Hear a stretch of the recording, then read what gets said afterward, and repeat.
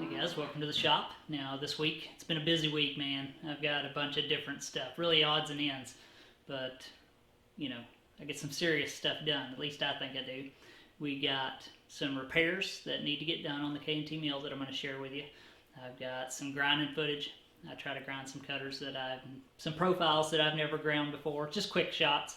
I've got some shaper work and a little bit of brazing and some outdoor shots, It's a mixed bag, so let's get started.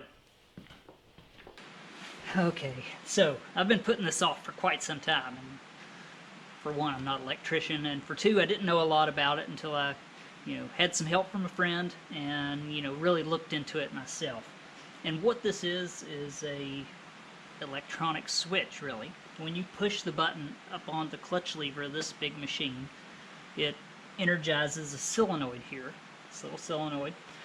I'll get you a really good look in a second, and I'll show you one working. It energizes that solenoid, makes a connection, and sends power to the motor and starts the mill.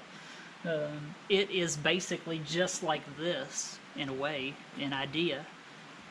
This is just a switch, but I'm operating it by hand.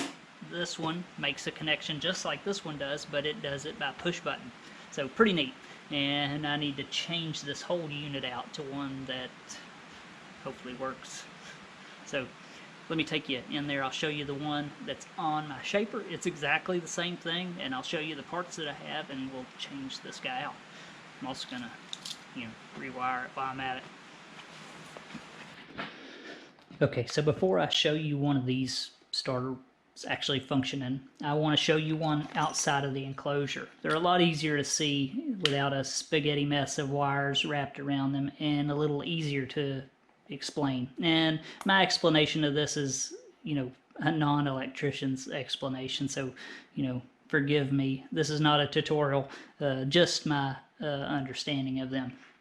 Okay, so what we have here is just an electronic switch, really, with two overload protectors. Inside here, we have a coil, just like this, and when it's energized, it becomes an electromagnet. This is a laminated steel core that, when you push the start button, energizes this coil, turns it into a magnet, and sucks that steel core, or sucks that steel into the core of the magnet. And when it does that, up in here are some contactors that either make or break a connection. Now, these are Allen Bradley starters. Pretty common, really. I think these were really common on a lot of the older equipment, and if you have any older equipment, chances are it has some variation of this to get the motor running. Now, these are really neat. I didn't know much about them, but my buddy Jim Lichty went through a ton of work in order to, he sent me this stuff and made me a technical drawing of the wiring, a pretty good explanation of how they work, so I'm kind of relaying this information. So these are heaters, and they're sized based on the motor and stuff that you plan to have in your mill. These are N38s, and they work in a really, really neat way. I want to show you on this one. I've got one apart, and I think you'll find it interesting. At least I did. So let me show you the way the overloads work. I mean, you get the idea. When the coil is energized, it becomes a magnet, makes a connection. Pretty basic. But the way that the heaters work is pretty neat, and this is the first time I've ever had any experience with that. So inside of this connection is a little gear. Hopefully you can see that. It's got, slots in it, and that little gear is soldered on to that shaft that you see here. And that melting point of that solder is closely controlled. And if it reaches a high temperature, this little paw that holds on to those teeth, when that solder melts, that gear is allowed to spin. That paw disconnects and turns, the unit off. It breaks the circuit. So that's really neat. I'd never dealt with anything like that. Here is the actual cover that goes over it, and this is what would get hot. It would transfer the heat to this little tube and, you know, melt the the solder. So I'd never run into anything like that. I thought that was pretty neat. And then the good thing about this setup, I guess, is that once it cools down, that solder solidifies again, and you can just push the reset button. Let's trip it here. Okay, so let's just act like it has tripped. Well, you just push the reset, and it resets back on those little teeth. Hopefully you can see that well. But that is really neat, man.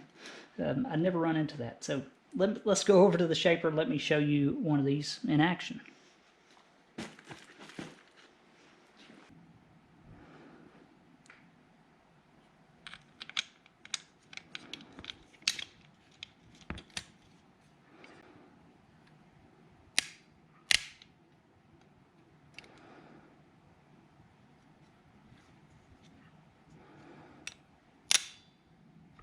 Okay, so I've got the cover off this for demonstration purposes only. I have to say that. You know, for safety reasons, you could get killed sticking your finger in there. But I want to show you how it works in practice. Now I'm about to push the button and start the shaper, and you'll see the contactors connect.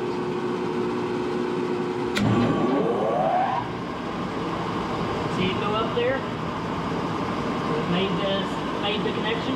Now I'm going to stop it, and it broke the connection. Alright, so I cannot access, at least easily, the motor box or the wiring, it's called a peckerhead, the box on the side of the motor that contains the connections. So in order to access it, I have to pull the motor out of this thing, which I've done a few times, so it's not that big a deal really, but still, you know, more work. But if I get the motor out, I can easily access the conduit and stuff, and hopefully push some new wire through this thing fairly easily. Now, hopefully, said that a couple times, in the next couple weeks I can get this thing out of the middle of the floor. I'm really tired of, you know, walking around this thing every time I come in, and get it over in this corner. But in order to do that, I first have to move all of the junk that I've accumulated over the last few years in that corner. You know, you think you're going to use it. Like a big box of bolts, you know, that you save that are extra from when you work on a car. Every time you work on a car, you at least get 5 or 6 extra bolts. I don't know about you, but, you know, that's usually the case with me. And you take those extra bolts that obviously weren't needed, and you throw them in a container, and you say, well, I may need that. Well, if you count the time that it takes for you to dig through that massive thing of nuts and bolts, you've spent more time than what it was worth, and you probably should have just bought some new fasteners to begin with.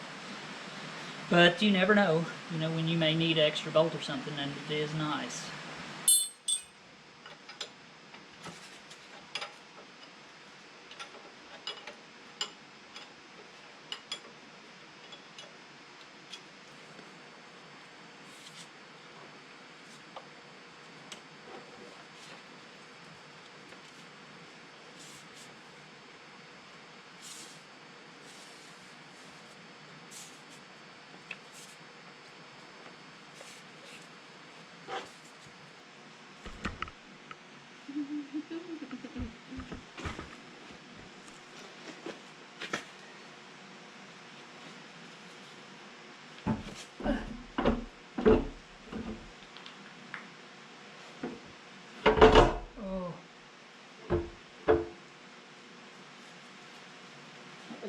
What are you doing, girl?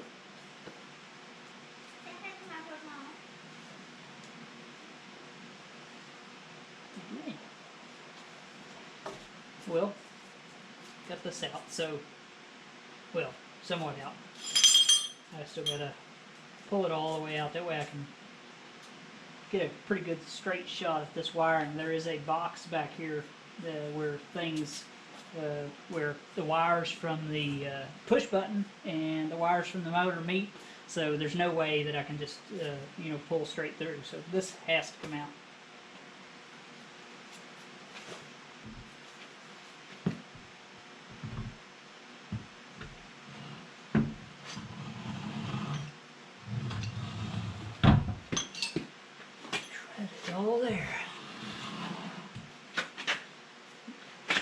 hopefully, I don't know if you can see that or not, but there's a box back there.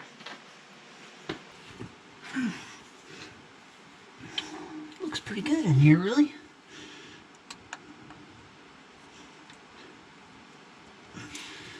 Glad I cleaned it up. It was a mess.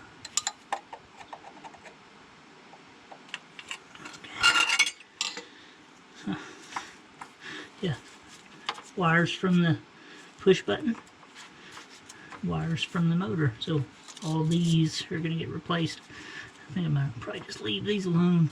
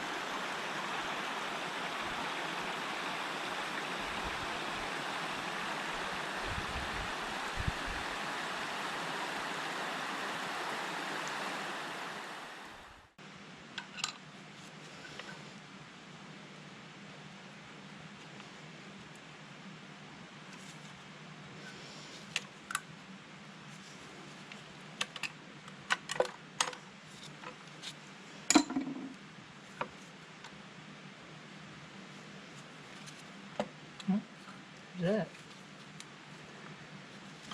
You got some nasty tape and stuff on these wires that shouldn't be there, so you know, and some connections. And all this wire is really hard and crunchy.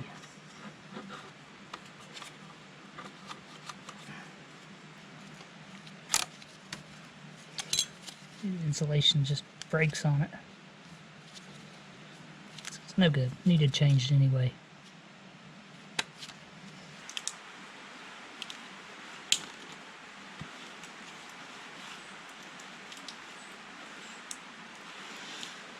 Gotta love ice cold electrical tape.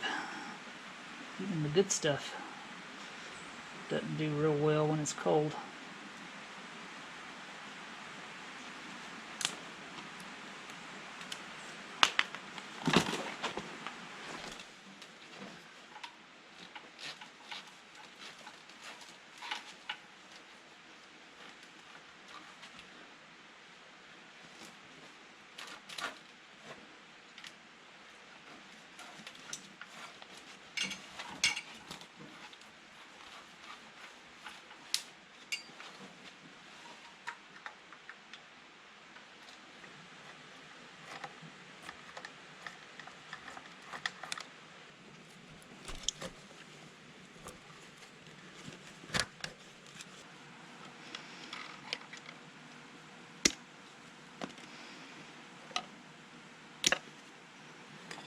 Alright, so take a look at these old contacts.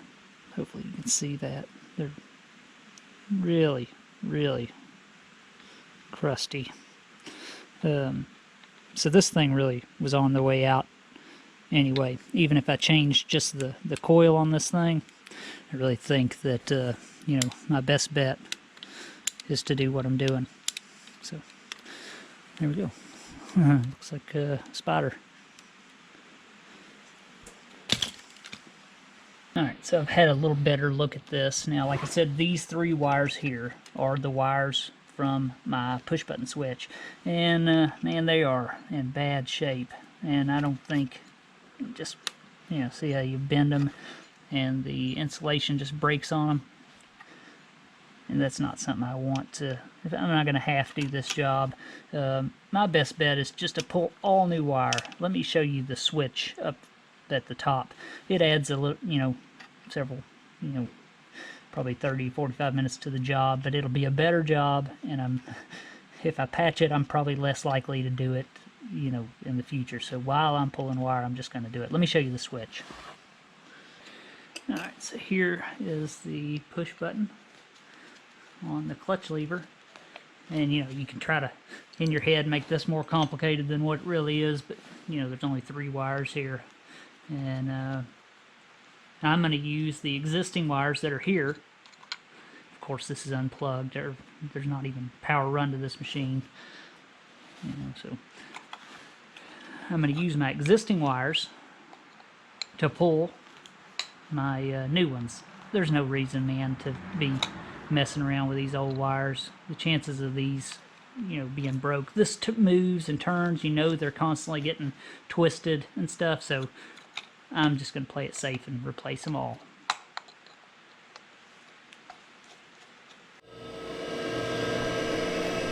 I'm trying a couple different things here for the first time.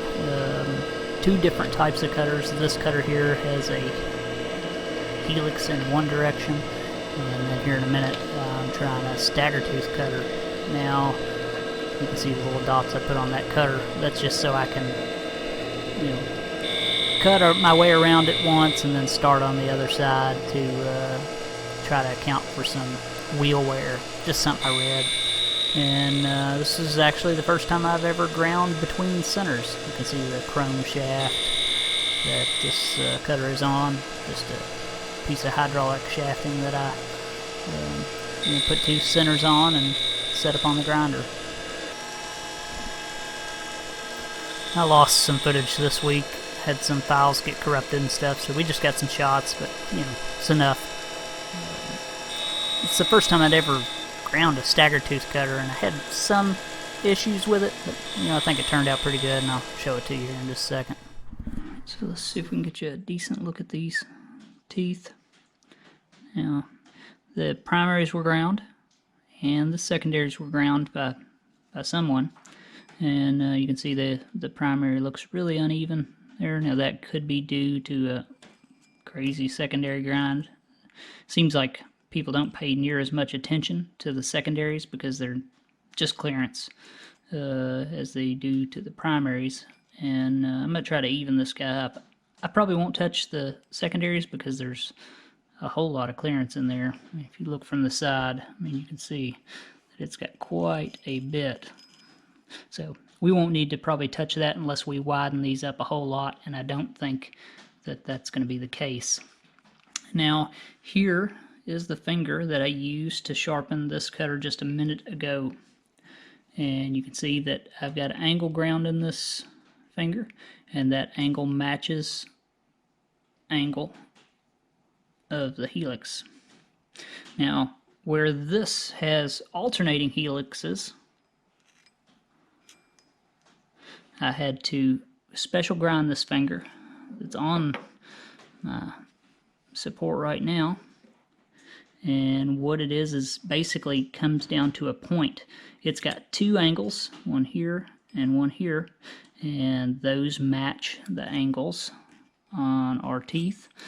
And the point where those 2 angles meet is right on the center of my raised area on my grinding wheel here. I've got a little raised ring around this wheel because I don't need to grind on that whole surface. But anyway, so when I slide this thing across this finger, I can go from both directions, both from right and left, and I should get the exact same grind. At least that's, from what I read, that's the idea.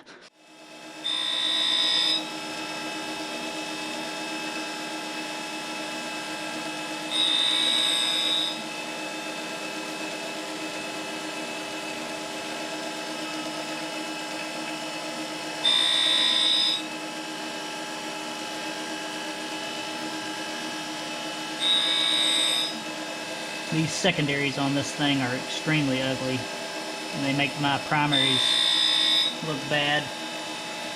I mean, it makes my OCD kick in and make me want to fix it, even though it's just clearance. But it is edge support also.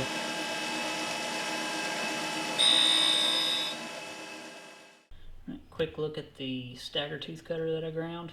Turned out okay. I need to refine my setup some, but I did not grind it far enough on the secondaries to clean them up completely. I mean, you know, they were pretty erratic. So turned out pretty good though. I mean, I'd run it. New wire connected to my one old wire. Try to pull that through. Probably have to have some help.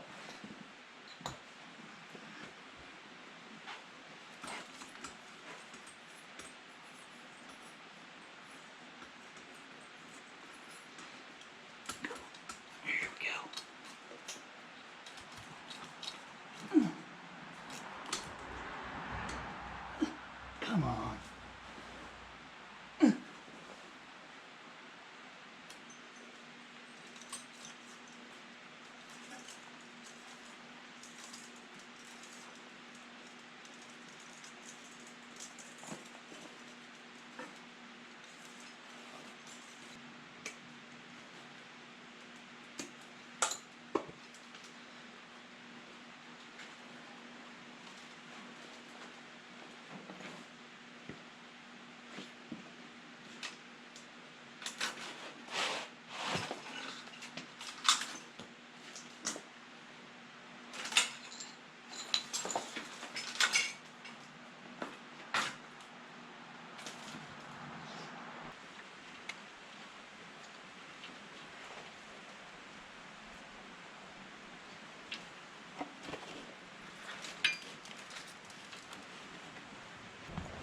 Oh, I'm so glad I done this and didn't patch it like I thought about doing.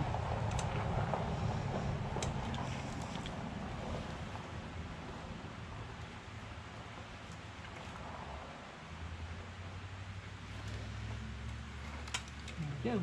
New wire is pulled.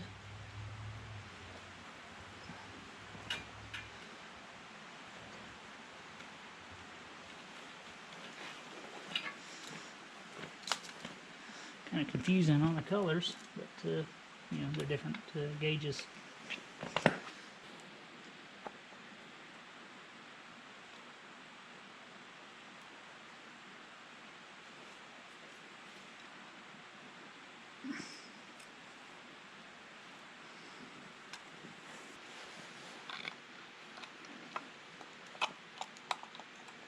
There we go. That's so much nicer than the old wiring.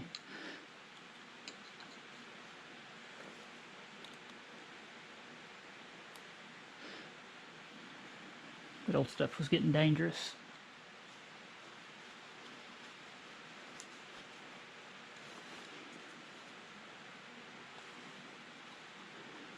There we go. It's pretty good.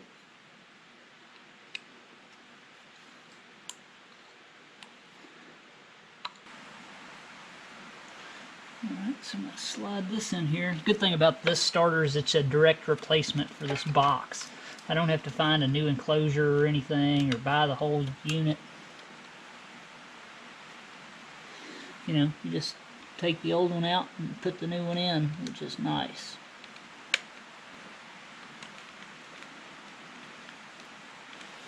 There we go. Installed. Just got to wire up the motor and the starter switch. Right, so back in with the motor. I think I got everything straightened out. This thing is now completely rewired, so I hope that it works. But before I put the belts and stuff on it, just like I did before, I have to make sure that my motor rotation is correct and that it even works at all. You know, I don't know. Should. I think it should. I mean, heck. Pretty straightforward, really. Well, I am about ready to try this thing. I think that it's ready to go, to be honest. I've got it temporarily wired, just like it was before, but now it's wired through the starter instead of directly to the motor. So I can hopefully push the start button out here, and this thing will start up on its own. Now, I'm extremely glad that I went ahead and redone that starter wiring, you know, the wires from the actual push button to the electronic starter. The chances of me going back and, you know, redoing that at a later date are probably pretty slim.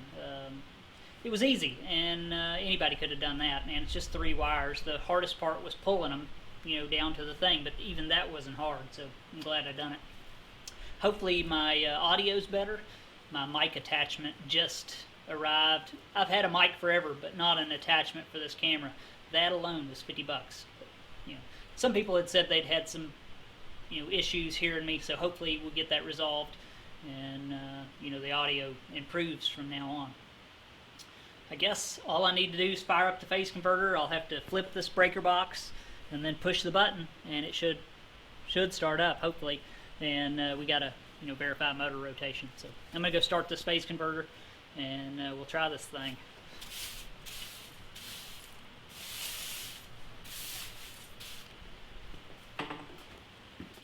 Okay, so the phase converter's running, and now all I need to do is flip this switch. That's all this is just a big switch to shut off power, and push the start button. And if everything's the way it should be, it should start up. So hopefully no sparks. No sparks, that's good. And start button. It worked. It's awesome. I was a bit concerned, I've never done one like this. I've done some of the newer ones, which are same principle, but different. And, so every time you do something for the first time, you're a bit worried. So I had some good instruction, though, so it was really pretty straightforward. So good. I'm glad that works. Let's check and see if the motor's rotating in the proper direction. Okay, motor should rotate in the counterclockwise direction. It does. Good. So that turned out really well. I need to come in and clean this out. Now, power's completely off. Breakers are all off. The switch is off. This is, even putting this lid on, it's a metal lid. If you was to get it up in there, this is 220. It can, seriously injure you or possibly kill you. One good thing about this starter itself is I can use my original box and keep the original look. Once this stuff's all painted, it'll look really good.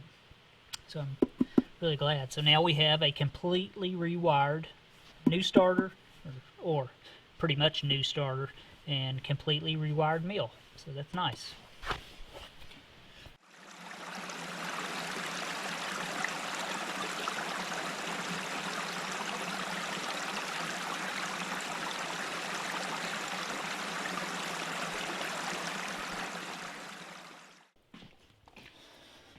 Well, I am relieved that turned out as good as it did. It's kind of a weight off my shoulders, really. I've been a bit concerned about it not being an electrician, or having a lot of experience with starters. A little intimidating, I guess, but not too bad, really. Turned out well anyway. Had some good instructions, so thank you, Jim. I really appreciate it, man. Like I said, he went through tons of effort to draw all this stuff out for me. Once I got started, though, it's pretty self-explanatory, but having this to fall back on is super nice. Now, this is another starter. Now, this one came with the mill when I bought it. The gentleman that I got it from gave me this. I guess he anticipated me having starter issues, but that starter, this one, this is the one that came out of the mill. I'm assuming this coil, it is a 220 coil and not a 110. Probably would have worked just by swapping the coil. But anyway, this is the newer version. At least it looks newer to me. And I would have used this one, but the only issue is, it's a lot wider. So I would not have been able to use that factory enclosure, which I wanted to do. I want to keep the original look of the mill. And, these things are pretty well known for their reliability. So I'm just going to take all the goofy wires off this thing and stick it in the box. Jim actually sent me a lot of stuff, man. He sent me some electrical tape. He's kind of, I guess, a belt and suspenders type of guy, Well, what if he doesn't have electrical tape? So he sent some of that, which was nice. Sent me some carbide drills. I don't know exactly what I will use these for, but I'm sure I can find something that can maybe demonstrate how to break them on the mill. This is a, looks like a counterbore, carbide counterbore with holes in it. Hopefully you can see that. Holes all the way through the shank for coolant through. Sent me 3 of those, man. They're heavy. It's a 3 fluted drill. I don't know exactly, you know, what you would use that for, but you know, he buys some of this stuff, buys a lot on these auctions, and probably pays very little for it. And this is just stuff that he didn't need. Here's some Sandvik 2 flute, same thing, coolant through. See the holes in the front? Now this is a high-speed body with a brazed carbide cutting edge. So pretty neat, man. I mean, that is a sturdy drill. Be good for drilling anything hard. So, you know, just like Adam Booth ran into the other day, drilling out a casting that was hard on the outside. You know, something like that be great. So thank you, Jim. And that's not it. He sent me 4 emergency collets. These are they're soft, so you can machine them. These are brand new. Man, look at that. I didn't have any, so I really appreciate it. For anybody not familiar with these, I mean, most people know what these are and understand them real well. But for those who are not familiar with them, they are a 5C collet. It's got the pins in it, so you can, you know, machine it, take those pins out, and still have some springiness. But really nice. This is a 1/16 of an inch, and you can machine that. It's soft enough to where you can machine it. You know, you put this into your fixture, whatever, into the lathe. You clamp it down like you would if you were going to clamp it on a part. You machine it to the size that you want, and then you pull out these pins. I believe that's the way it works. I don't know. I've never used these before, but it's pretty basic. You machine it to the size you want, and then you've got a custom 5C collet. So, pretty neat, and I really appreciate it. I have to find a reason to use those. And he sent, that's not all. He sent an emergency stop button, which I definitely considered installing just now, but you know, I have to have some sort of box or something to mount this in. You know, mount it to the side of the mill. That's easier access, because if you think about it, that mill, you know, the on-off button is way up on the clutch lever. You have to actually reach over the machine table in order to turn it off in case of an emergency or something. So having an emergency stop button, you know, for multiple reasons is a good idea, I think. So simple to wire up too. You know, just wire it in the on-off circuit, and you have a, you know, emergency stop. So appreciate that.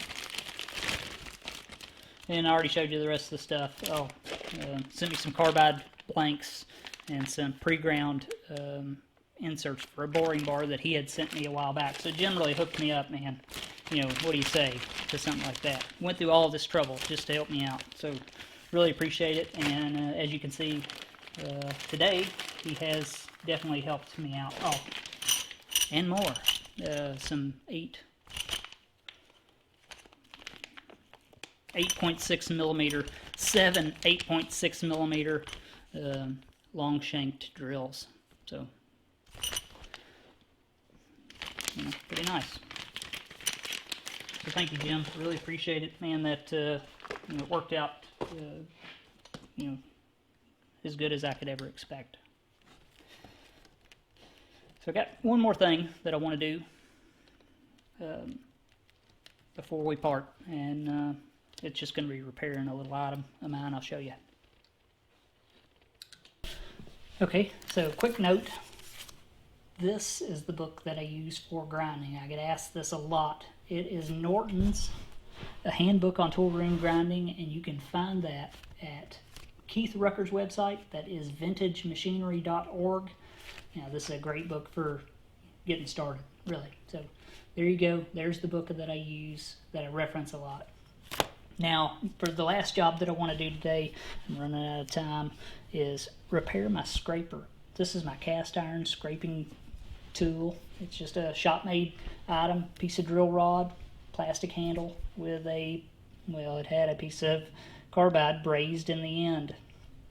And a while back I knocked it over and broke the carbide out, so I got to put a new piece in. Now what I'm going to be using to adhere it is Stay Silv 50. This is a 50% silver, 30-something% copper, and then it has some zinc in it. This is the cadmium-free version. Cadmium adds some benefits, but we won't get into that. But cadmium's also toxic, so they remove it, for some applications. From what I've read, it just makes it more impact resistance, which doesn't really matter in this situation. For flux, I'm going to be using Stay Silv Black. Now, this is a high temperature flux. When you're brazing with a high temperature alloy, you have to have a flux that's rated for that temperature range, or it just doesn't work well. So I'm going to go cut this off. You've all seen stuff get cut off before. We'll meet up at the shaper, because that's what I'm going to use to cut my slot, and then we will braze in our little piece of carbide here.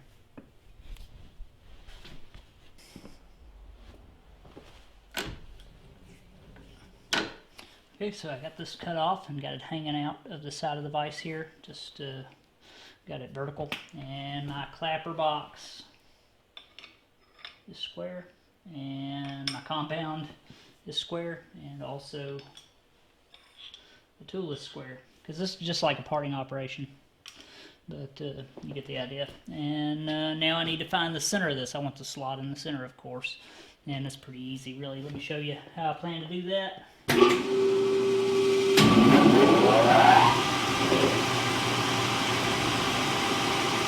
come over, run this back and forth, and then I'll move over until I just barely touch it. Then I know I'm at least my tool is on the side of it. Okay, that's it. I know this shaft is 3/8 of an inch wide, so that's what, 1/875 to half. And my tool width is 144 thousandths, so that's 72 thousandths. So I just come over, those amounts, and I'll be right on center. And now just slot it to the depth that I want. This tool is a little bit wider than the piece of carbide, because I want to leave a little room on it for the brazing alloy to get into.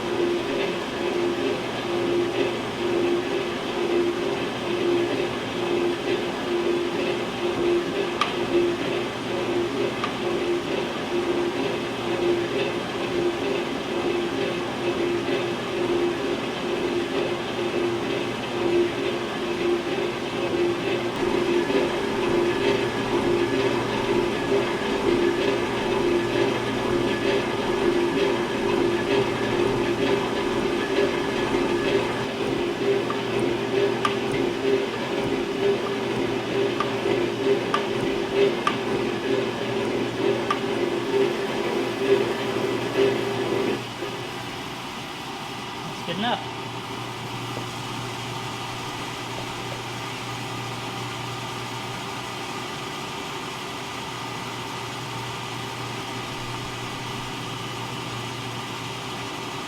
Very good.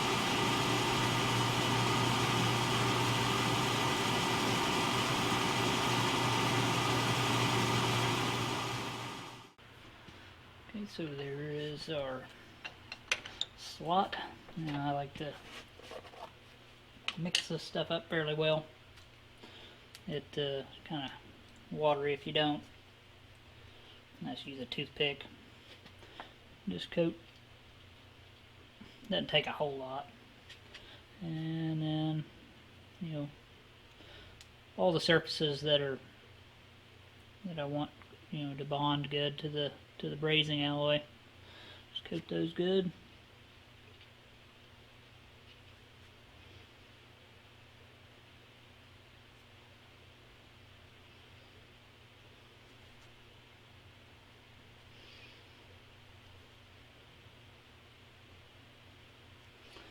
Center it up.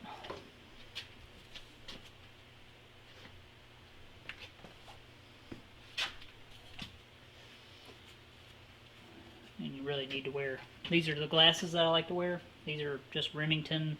These are made for, gas welding. Definitely need some eye protection. These torches are hard on your eyes.